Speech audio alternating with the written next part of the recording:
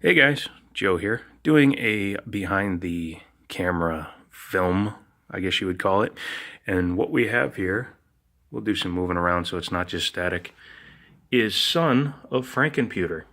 This is a Core i7 860 on a Asus P7P55D Evo board. It is running two GTX 770s in SLI. One is hybrid, one is full fans, and it uses water cooling for the CPU.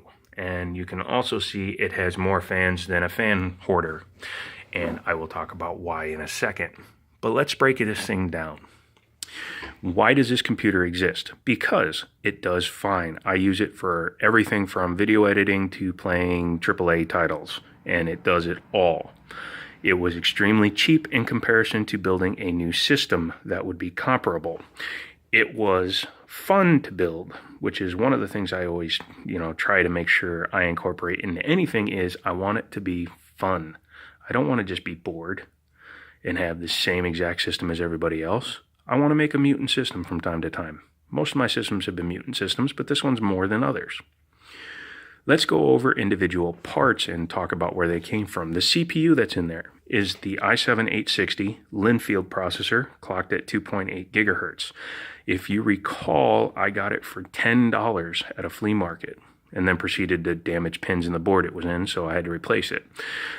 The motherboard, I got that in a bundle deal, and what came in the bundle was that motherboard, those two AF120 Corsair fans, a 240mm radiator, and this NZXT H440i case. It is a little ratty, but that's not even why I bought this whole thing. Let me explain why I did it.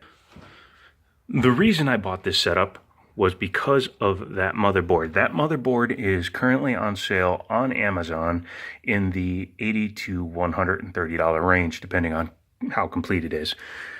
This board works perfectly fine. The guy just didn't care about it, and he was getting rid of it. So I asked him to throw the motherboard in with the rest of it, and now I have a motherboard and my i7 going again. That's cool.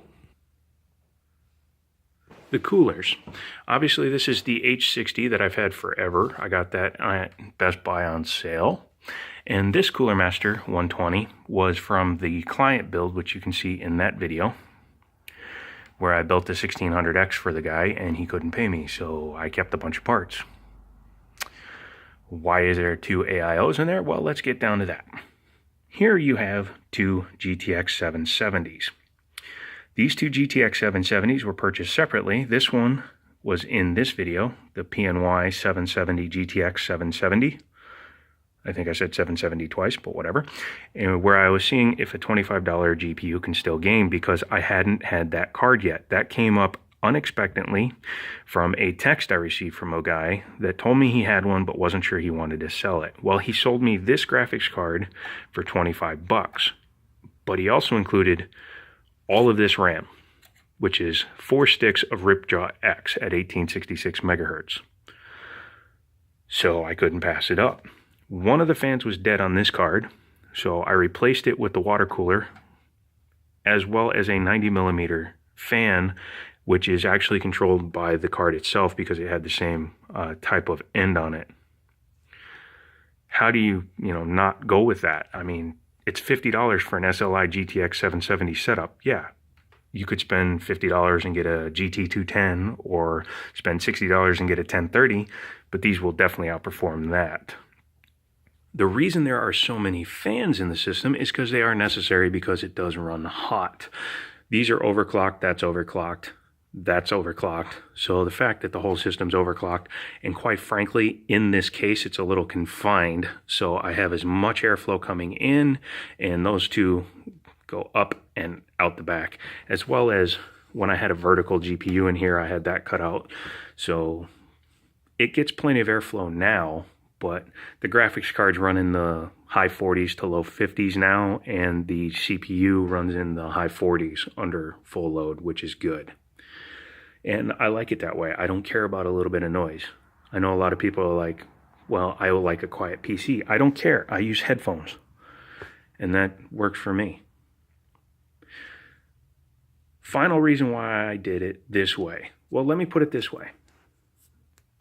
You could go out and buy a PS4 for $300, or you can buy an Xbox One S for $250, $300, and you could then compare it to what I built here.